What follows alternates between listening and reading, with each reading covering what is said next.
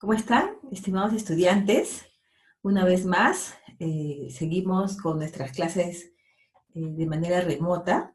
Espero que les haya ido muy bien en la sesión anterior y en esta oportunidad vamos a continuar con nuestra temática anterior, pero ahora nos vamos a enfocar en una fase importante de nuestra escritura, que es la primera, que corresponde a la planificación.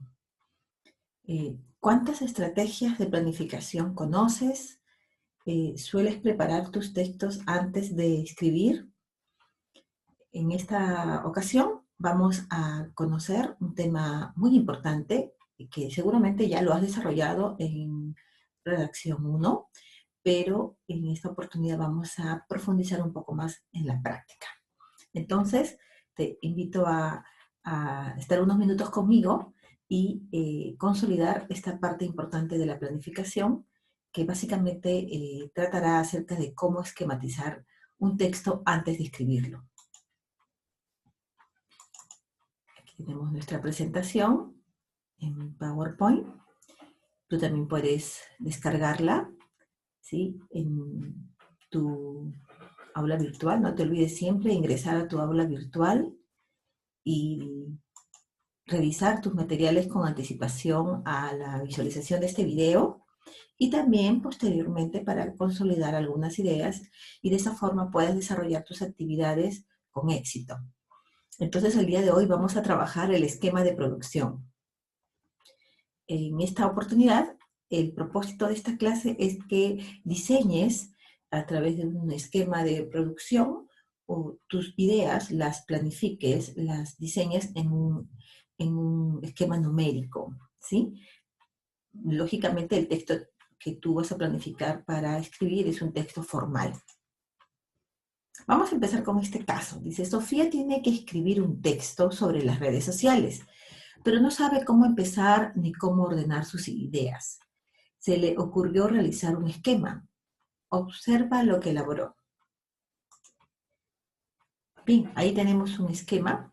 Este es un esquema que corresponde al denominado cuadro sinóptico.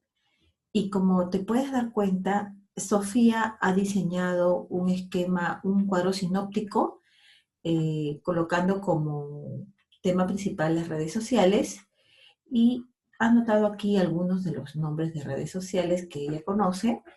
Aquí los tipos, funciones principales, características y desventajas. ¿Sí? Vemos cómo ella ha sintetizado a estos tres tipos de redes con la palabra comunicación. Los ha clasificado en ocio, profesionales y académicas. Dentro de las profesionales ha puesto LinkedIn, Classroom 2.0. En las académicas, academia.edu. Funciones: socializar, comunicarse, publicitar productos. Características: interactividad, tiempo real, accesibilidad, ciberbullying. Y dentro de interactividad, compartir información, todo tipo. Desventajas: aislamiento social. Esta palabra es muy familiar en estas últimas semanas, ¿verdad? Todos estamos en aislamiento social. Virus, identidad virtual, estafas y delitos. La pregunta es, ¿por qué Sofía ha organizado las ideas de esa manera?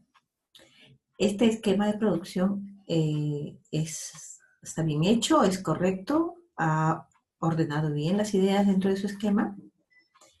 ¿Cómo debe ser un esquema numérico, un esquema de producción? ¿Qué elementos y características debe tener? Si nosotros volvemos atrás, podríamos darnos cuenta, por ejemplo, que en las características de las redes sociales no podríamos señalar la palabra ciberbullying, la idea de ciberbullying, puesto que esta es un problema que surge a raíz del uso de las redes sociales, ¿no? Es un tipo de abuso vía internet. Entonces, aquí, por ejemplo, Sofía se ha confundido en la forma como ha organizado su idea, ¿no? De la misma manera, cuando has señalado los nombres de las redes sociales más conocidas, digamos, de repente Google si bien es cierto, es una red, pero más que para socializar, es para compartir información. Entonces, a Sofía le ha faltado un poco más de preparación de sus ideas bajo unos lineamientos mucho más claros de cómo debe ser una, una esquematización, ¿no?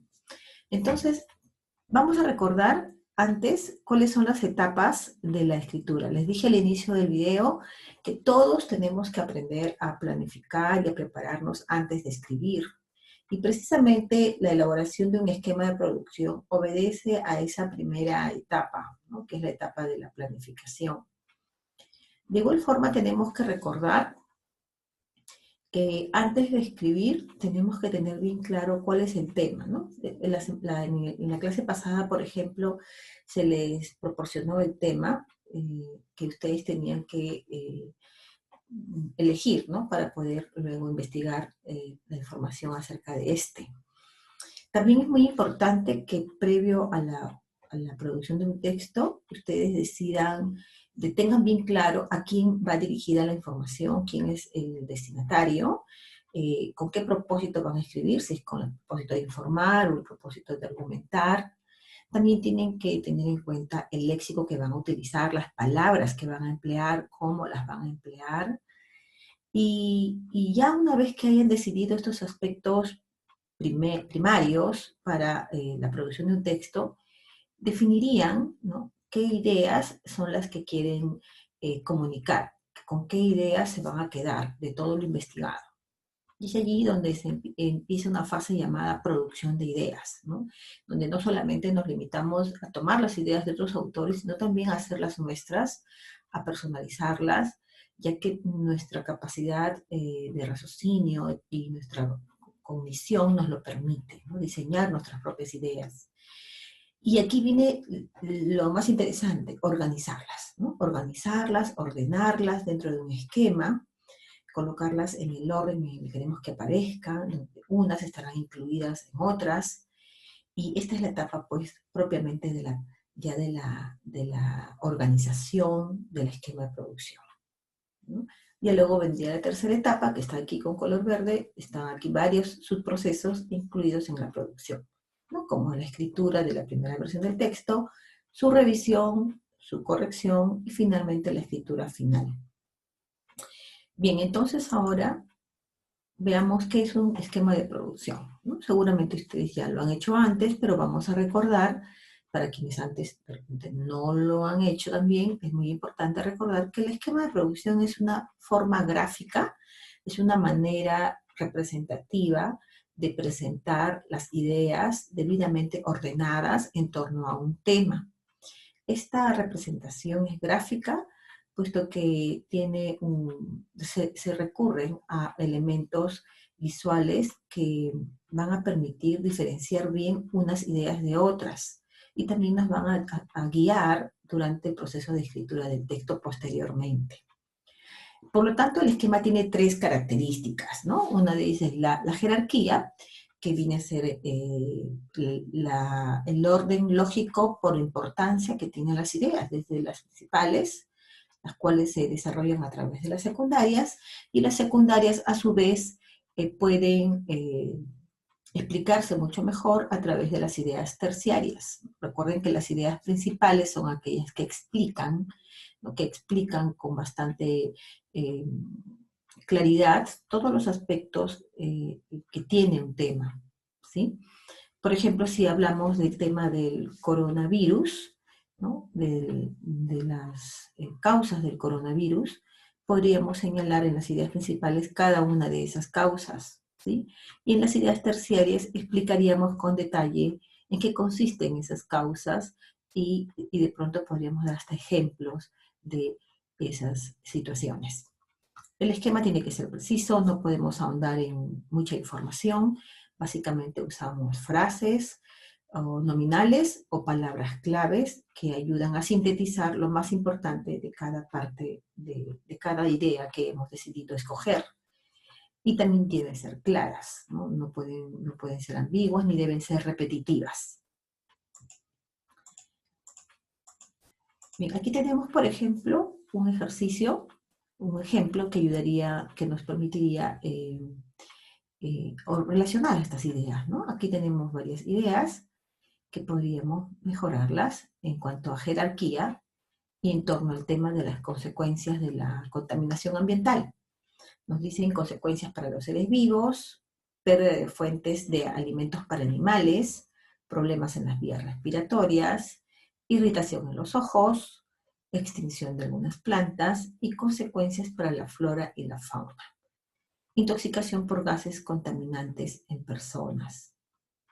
Bien, entonces aquí podríamos ver que si el tema es consecuencias de la contaminación ambiental, entonces podríamos considerar como dos aspectos principales las consecuencias para los seres vivos y consecuencias para la flora y la fauna, ¿no? Aquí ya tendríamos nuestras dos ideas principales. Ahora, ¿cuáles serían las consecuencias de la contaminación ambiental en los seres vivos?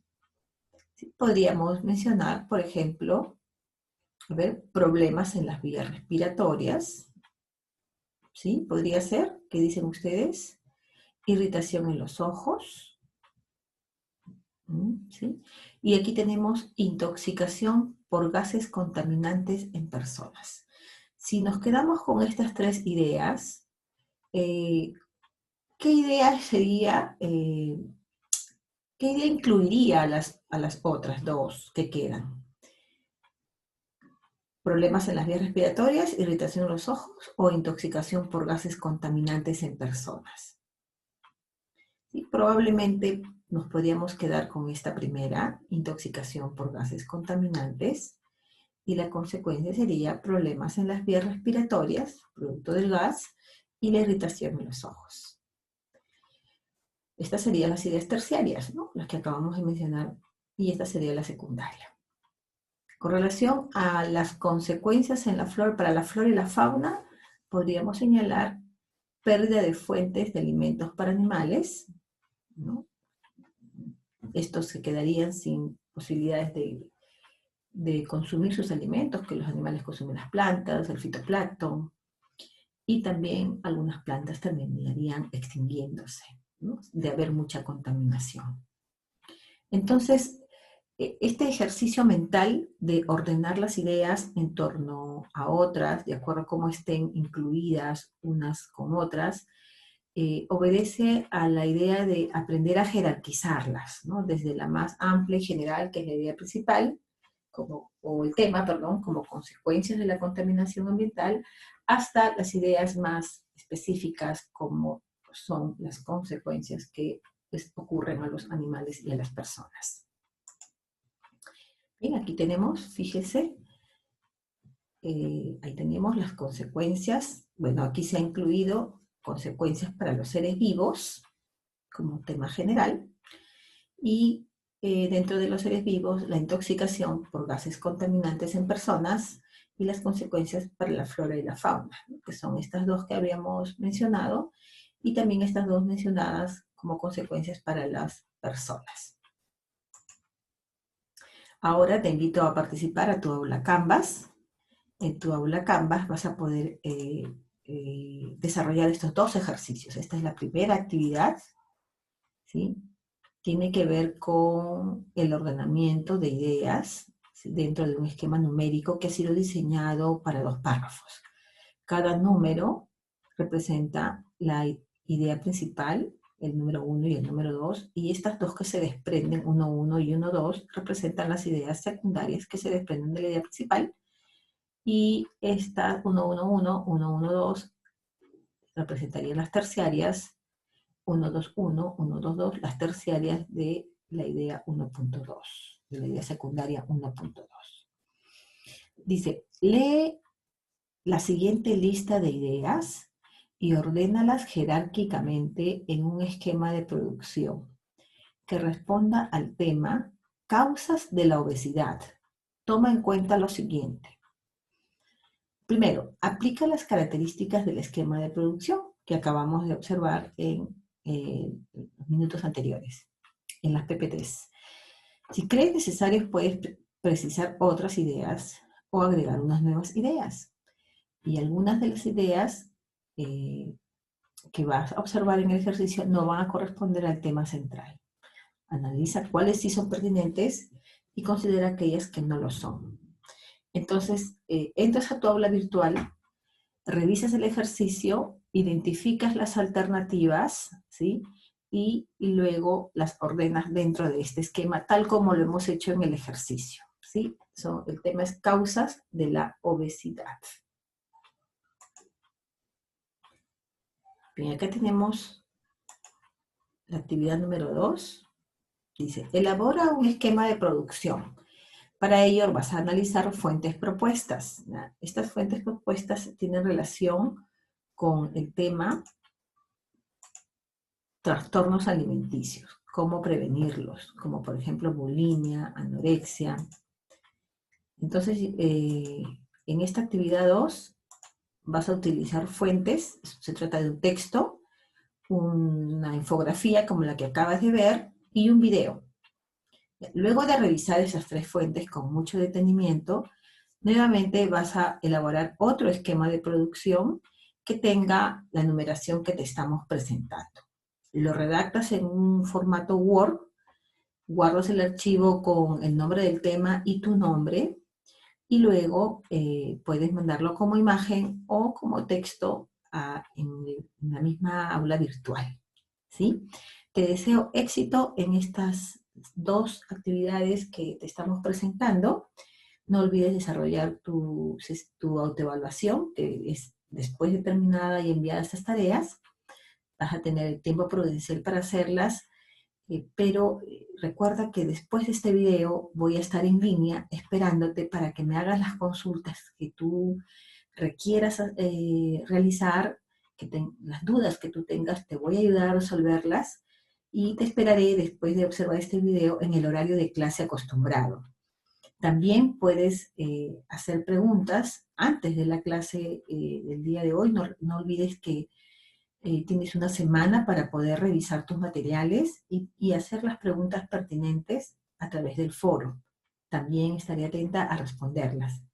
Bien, estudiantes, muchísimas gracias por participar en esta clase. Ya estamos en nuestra primera semana concluida.